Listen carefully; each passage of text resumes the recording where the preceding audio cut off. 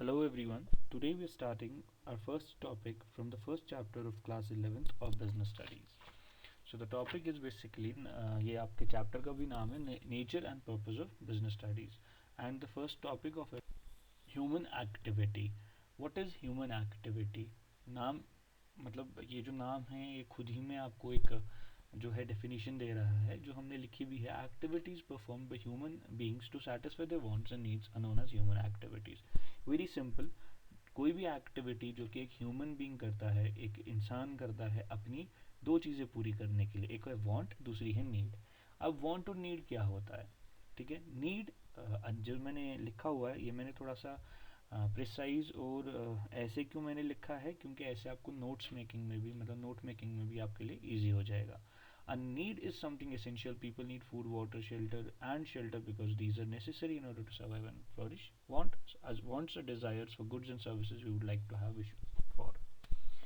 Basically need जो होता है, नीड हमारा कोई कोई मजबूरी है, ठीक है, जिनके बगैर आप सर्वाइव नहीं कर सकते. जैसे पानी हो गया, हवा हो गई, आपका मकान हो गया, राइट, शेल्टर बेसिकली, राइट. ये चीज़ें हैं, ये आपका नेसेसरी है, ये चीज़ों के बगैर आप सर्वाइव नहीं कर सकते हो. लेकिन वांट वो चीज़ है जो आप चाहते हो, राइट. फूड खाना तो खाना आपकी मजबूरी है, राइट. अब आप चावल खा रहे हो, राइट, बीच में आपका मूड हो गया मुझे कल ना दिन में मेरा मूड हो गया मुझे चॉकलेट खाना है, मुझे ये वाला चॉकलेट नेस्ले का चॉकलेट खाना है, राइट, मुझे फ्रूट एंड नट वाला खाना है. This is a desire. बहुत सारे चॉकलेट्स हैं लेकिन इन चॉकलेट्स में आपका जो है कौन सा चॉकलेट खाने का मन कर रहा है, that is desire. You wish to have, right. आप चाहते हो आप दिल्ली जाओ, आप चाहते हो आप बैंगलोर जाओ, वो आपका वांट है. लेकिन नीड क्या है? नीड वो चीज़ है जिसके बगैर आप सर्वाइव नहीं कर सकते हो. So this are the two things.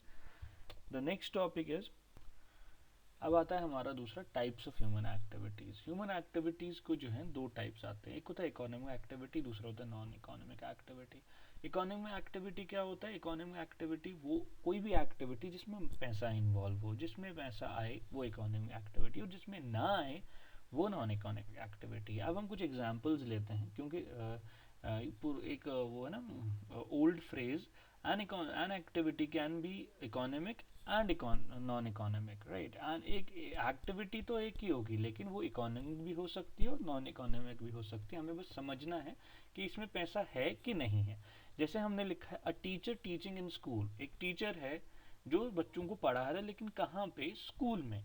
जब वो स्कूल में पढ़ा रहा है वो फीस चार्ज कर रहा है, जब वो ट्यूशन में पढ़ा रहा है वो फीस चार्ज कर रहा है, राइट. तो that is an economic activity क्योंकि पैसा इन्वॉल्व हो गया. लेकिन वही टीचर जब घर पे अपने बच्चे को पढ़ाए तब वो उससे पैसा चार्ज नहीं कर रहा है. वो क्यों उसको पढ़ा रहा था? क्योंकि वो उसका बच्चा है, वो उसकी रिस्पॉन्सिबिलिटी है.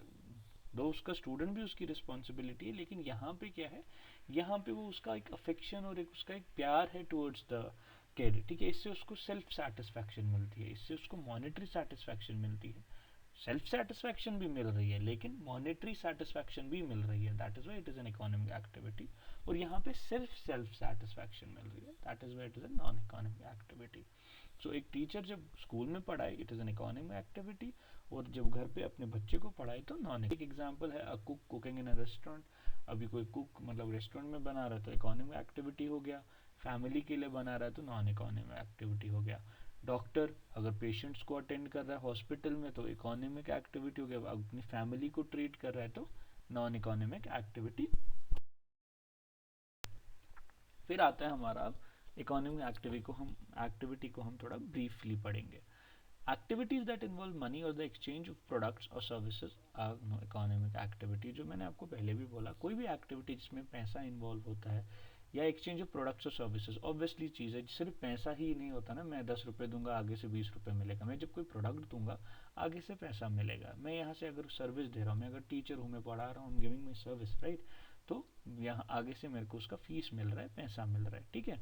तो वो इकोनॉमिक एक्टिविटी जिसमें आप पैसा हो या एक्सचेंज ऑफ सर्विस और प्रोडक्ट होता है उसको इकोनॉमिक एक्टिविटी बोलते हैं. फिर है economic activities are done to earn a living और टू अर्न मनी. तो इकोनॉमिक एक्टिविटी जब हमने बोला पैसा इन्वॉल्व होता है, भाई साहब पैसा इन्वॉल्व क्यों होता है? पैसे की आपको ज़रूरत क्यों है? सीधी बात है, पैसा तभी हम कमाने निकलेंगे जब हम अगर हम पैसा नहीं कमाएंगे तो हम खाएंगे क्या, राइट. घोड़ा घास से दोस्ती करेगा तो खाएगा क्या, राइट. तो आपको कमाने के लिए पैसे मतलब खाने पीने के लिए पैसा चाहिए और उसके लिए आपको कमाना है, तो उस ऑब्वियस चीज़ है। तो इकोनॉमिक एक्टिविटी वो कोई एक्टिविटी जो आप अपनी रोज़मर्रा की ज़िंदगी जो है आपकी डेली एक्सपेंसेस जो हैं आपके वो पूरा करने के लिए निकलते हैं। तो अर्न अ लिविंग और टू अर्न मनी, सिंपल चीज़ है। अगर आपके पास पैसा है फिर भी पैसा और कमाना है, शौक है पैसा कमाने का और कमाएंगे, to earn money, right. An economic activity, अब मैंने थोड़ा सा एक जेनेरिक डेफिनेशन बनाई है एन इकोनॉमिक एक्टिविटी, ये आपकी बुक में भी दी गई होगी और इसमें थोड़ा सा मे बी चेंज भी हो। An economic activity is an activity of providing, making, buying और selling of commodities or services by people to satisfy their day-to-day needs of life. Economic activities include any activity that deals with the manufacturing, distributing or utilizing of products or services. Simple, कोई भी एक economic activity जो है ये वो मतलब activity है जिसमें आप या तो प्रोवाइड करते हो, प्रोवाइड करना माने आपको किसी को ज़रूरत है आप उस तक पहुंचाते हो, मेकिंग आप खुद बना रहे हो, या आप खरीद रहे हो और बेच रहे हो, ठीक है। कमोडिटी माने कोई भी प्रोडक्ट, कोई भी चीज़ जो आप देख सकते हो, कोई भी एनी प्रोडक्ट, राइट। आप ये या तो कहीं से खुद बना के दे रहे हो या उसके लिए available, you are a reseller, ठीक है, you are buying and selling it, right. और सर्विस, सीधी बात, सर्विस में भी यही चीज़ होता है। मेनी पीपल आर लाइक, जैसे आप ट्यूशन सेंटर जाते हो, ट्यूशन सेंटर किसी का होता है, उधर टीचर सर्विस दे रहे होते हैं, राइट। तो वो भी बाइंग एंड सेलिंग करते हैं, वो किसी की सर्विस बाई करते हैं फिर उसी को मार्केट में बेचते हैं। तो ये क्यों होता है, अब दूसरा चीज़ ये क्यों होता है, by people, services by people, obvious चीज़ है। ये कमोडिटीज और सर्विस जो है ये बनाना या बाइंग एंड सर्विस ये लोग ही करेंगे, राइट।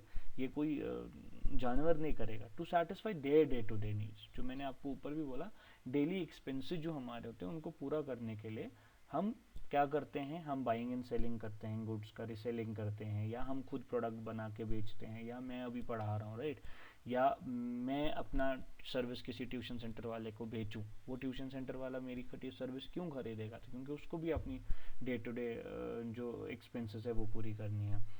फिर economic activities include any activity that deals with manufacturing, distributing और utilizing of products or services. Simple cheese, manufacturing, अब ये थोड़ा सा हमने हाई स्टैंडर्ड वर्ड्स में लिखा है, ऊपर मैंने लिखा मेकिंग, बाइंग एंड और सेलिंग और प्रोवाइडिंग, राइट। यहाँ पे भी वही चीज़ है।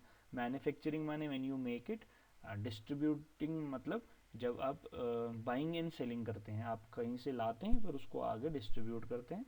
और यूटिलाइजिंग ऑफ प्रोडक्ट्स और सर्विसेज, या तो आप प्रोडक्ट और सर्विस को यूटिलाइज करते हैं किसी और चीज़ में, जैसे फॉर एग्जांपल मैंने अभी से प्रोडक्ट्स लाए, तो चीज़ रॉ मटेरियल्स लाए, उसको यूटिलाइज करा, उसको कोई फिनिश्ड प्रोडक्ट बना के मार्केट में डाल दिया, राइट।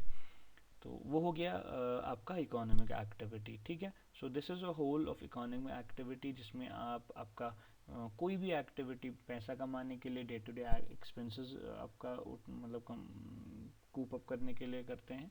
इसमें आप कोई भी चीज़ कर सकते हैं, आप अपना प्रोडक्ट बना के मार्केट में डालिए, अपनी सर्विस मार्केट में डालिए, बाइंग एंड सेलिंग करिए, ठीक है। दूसरा आता है आपका, अब इसके हमने यहाँ से रखे फीचर्स आपके ऑफ इकोनॉमिक एक्टिविटीज़। अब फीचर्स में है, पहला फीचर है अर्निंग मोटिव, जो मैंने ऊपर भी बहुत एक्सप्लेन ऑलरेडी कर लिया है कि हम अर्न करने के मतलब मोटिव से ही जाते हैं। दूसरा है यूटिलिटी क्रिएशन, ये थोड़ा सा डिफरेंट है, ये समझने की ज़रूरत है। यूटिलिटी जो होता है, utility is anything that is profitable और useful, right. But utility creation क्या होता है, यूटिलिटी क्रिएशन जो है ये इंपॉर्टेंट कैरेक्टरिस्टिक है बिजनेस का, ठीक है। यूटिलिटी क्रिएशन जो है हम तब एक यूटिलिटी क्रिएट करते हैं जिसमें सिंपल आप ऐसे मानो एक गुड, ठीक है, जो कंज्यूमर यूज़ करे, उसको बोलते हैं utility creation. Just for example, raw materials मैंने लाए, उसको फिनिश्ड गुड्स में मतलब चेंज कर दिया, ठीक है, उसको मैंने कन्वर्ट करा फिनिश्ड गुड्स में, वो बनता है फॉर्म यूटिलिटी, क्योंकि मैंने उसको एक फॉर्म से दूसरी फॉर्म में कन्वर्ट किया, मैंने उसको रॉ मटेरियल से एक फिनिश्ड प्रोडक्ट में कन्वर्ट कर दिया।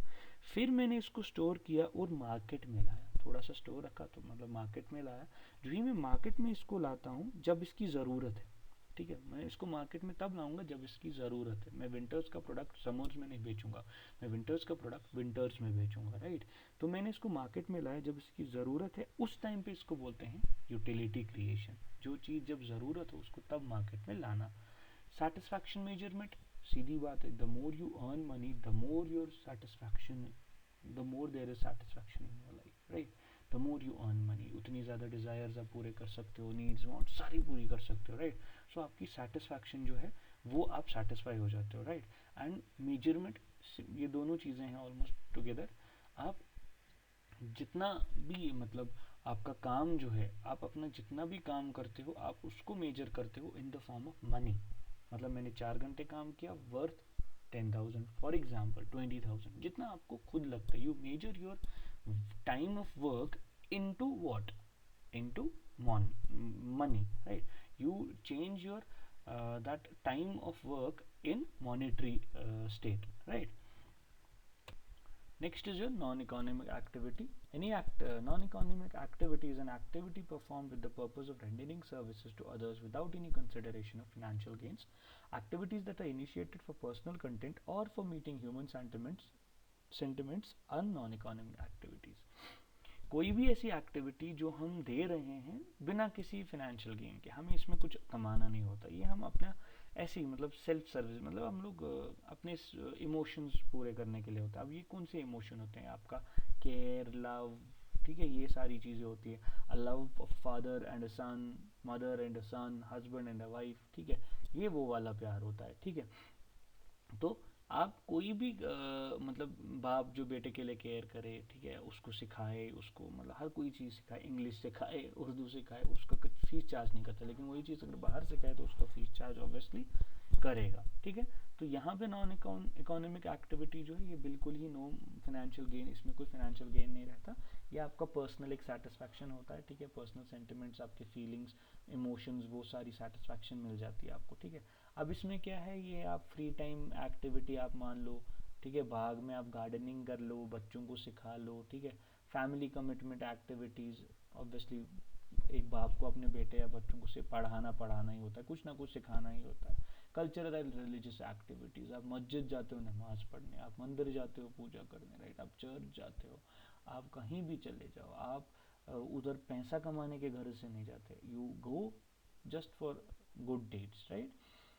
सोशल वेलफेयर एक्टिविटीज़, आपको चैरिटी करते हो, आप उसमें कुछ कमाने की बात नहीं करते, राइट, वो आप अपने सेटिस्फैक्शन के लिए करते हो। अब इसमें फीचर क्या होता है? सर्विस मोटिव, आप सिर्फ सर्विस देना चाहते हो, आप पैसा नहीं कमाना चाहते, आप प्रोडक्ट नहीं बेच रहे हो, आप अपनी सर्विस दे रहे हो, आप अपना पार्ट प्ले कर रहे हो, सेल्फ सेटिस्फैक्शन, खुद अपनी खुशी के लिए कर रहे हो, राइट।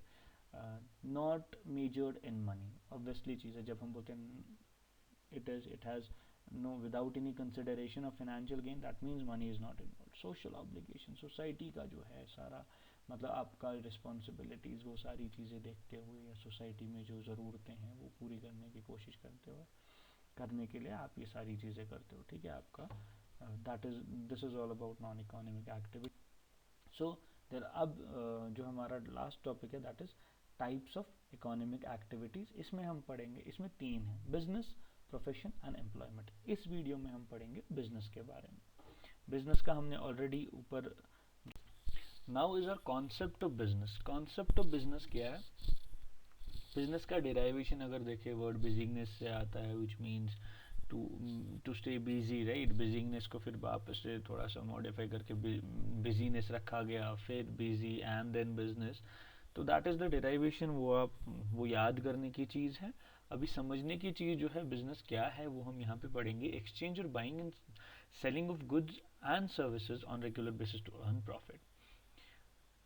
एक्सचेंज और buying and selling of goods and services. Exchange और बाइंग एंड सेलिंग क्यों लिखा जाता है? क्योंकि एक्सचेंज में भी हम बाइंग एंड सेलिंग ही करते हैं। Buying and selling is actually exchange, जहाँ पे you by something and in exchange of it you पे something, right.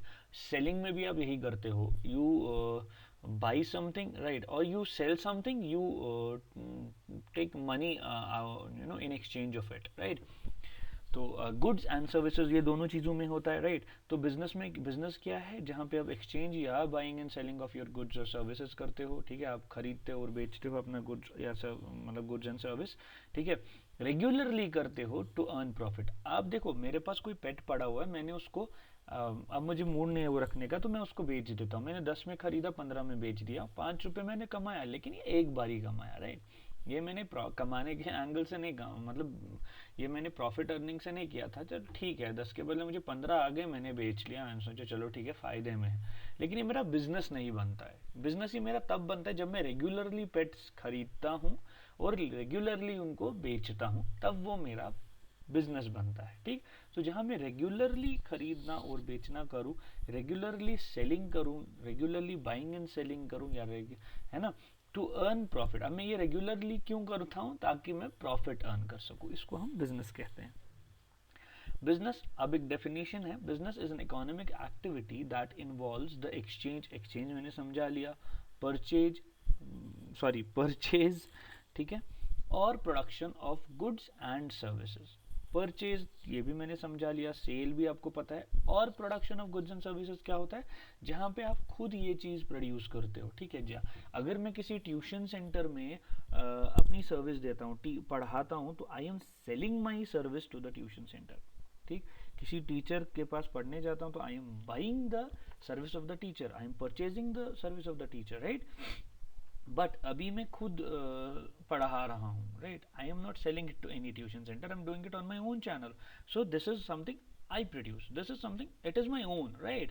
I do it for my own self. That is production of goods and services with a motive to earn profit. Obviously, भाई साहब ऐसे ही तो करना नहीं है ना, ऐसे ही तो करते नहीं है। क्यों करते हैं, ताकि प्रॉफिट अर्न कर सके, राइट, ताकि एंड सेटिस्फाई द नीड। अब प्रॉफिट अर्न करने के साथ साथ आपका दूसरा क्या चीज़ होता है, जिसमें आप जो नीड ऑफ कस्टमर है वो भी पूरी कर सके। यहाँ पे थोड़ा नीड एंड वांट भी आ सकता है, ठीक है, क्योंकि चॉकलेट बेचने वाला, चॉकलेट कोई ज़रूरी चीज़ नहीं होती, लेकिन चॉकलेट हम बेचते हैं, that is want, right, that is not your need. तो यहाँ पे the needs and wants of customers आएगा। Business refers to all those activities which are concerned with the production, purchase and sale of goods and services with the purpose of earning profit. Business जो है ये simply आप बोलो, वो कोई भी economic activity जो production, purchase and sale of goods and services इसके साथ कंसर्न करती है, मतलब इसके साथ कनेक्ट होता है with the purpose of earning profit. क्यों हम करते हैं ये चीज़ें, क्यों हम प्रोड्यूस करते हैं, या क्यों हम प्रोडक्शन करते हैं, या क्यों हम खरीदना और बेचना करते हैं गुड्स एंड सर्विसेज का, ताकि हम प्रॉफिट अर्न कर सकें। ठीक है, so the next topic is characteristics of business. तो बिजनेस का हम यहाँ पे this is the last topic in this video. इसके बाद हमारा नेक्स्ट वीडियो जो होगा that will be objectives and the other topics of business. अभी the first characteristic is economic activity, क्योंकि बिजनेस हम इसी इंटेंशन से लेते हैं कि हम पैसा कमाएं, राइट, और ये नहीं कि हमें अफेक्शन या सिंपैथी के लिए करना है, हमें बस पैसा कमाने के लिए करना है, तो it is an economic activity. Production और procurement of goods and services. Business में क्या होता है कि आप जो है मतलब अपने कस्टमर्स की जो है वांट्स और नीड्स को पूरी करना चाहते हैं, राइट। उसमें क्या होता है, आप या तो गुड्स बनाते हैं, अपने गुड्स बनाते हैं, या वो किसी प्रोड्यूसर से लाते हैं, फर्दर उनको मतलब आगे जाके कंज्यूमर को आप बेचते हैं। ठीक है, या आप कहीं से खरीदते हैं फिर बेचते हैं, रीसेलिंग करते हैं, राइट, या आप खुद बना के बेचते हैं। ठीक, जैसे मैंने इसमें लिखा हुआ है इंग्लिश में, business exists to satisfy the wants of customers, wants and needs basically हम लिख सकते हैं। ठीक है, ब्ला ब्ला ब्ला वो सारा लिखा हुआ है इसमें। तो सर्विसेज में अब क्या बात होती है, ठीक है, सर्विसेज में जो है आप वो सारी फैसिलिटी जो कंज्यूमर्स को देते हैं, ठीक है, जैसे मैं अभी पढ़ा रहा हूँ, it is a service, right, मैं एक फैसिलिटी आपको दे रहा हूँ ऑनलाइन अभी पढ़ने की, ठीक है, यूट्यूब चैनल के थ्रू। ठीक, ट्रांसपोर्टेशन की बात है, ट्रांसपोर्ट एक as a service as well. ठीक, आप एक टैक्सी ड्राइवर गाड़ी नहीं बेचता है, वो आपको ट्रांसपोर्टेशन वाली सर्विस बेचता है। बैंकिंग, ठीक है, आपको बैंक नहीं बेचा जाता, वहाँ पे कुछ प्रोडक्ट नहीं मिलता, आप अपना पैसा बचाते हैं, सेव करते हैं, थोड़े चार्जेस लिए जाते हैं, इंटरेस्ट भी मिलता है, राइट। इलेक्ट्रिसिटी, आप थोड़ी बिजली मतलब बिजली जो है फॉर एग्जांपल इलेक्ट्रिसिटी आपको बेची नहीं जा रही है ना, आप उसको सर्विस है, आप लाइट खरीद नहीं सकते ना, वो एक सर्विस है जो आप खरीदते हैं। ठीक है, नेक्स्ट इज सेल और exchange of goods and services for the satisfaction of human needs. Sale और exchange of goods and services मतलब कोई भी ऐसा, मतलब ये एक ऐसा कैरेक्टरिस्टिक है बिजनेस का जिसमें क्या होता है कि आप कोई भी प्रोडक्ट या कोई भी गुड्स, ठीक है, या कोई भी सर्विस जो है वो सेलर और बायर में डायरेक्टली और इनडायरेक्टली बेचते हैं। ठीक है, मतलब जो इससे पहले भी हमने पढ़ा, सेलर और बायर, ठीक है, ये दो चीज़ें हैं।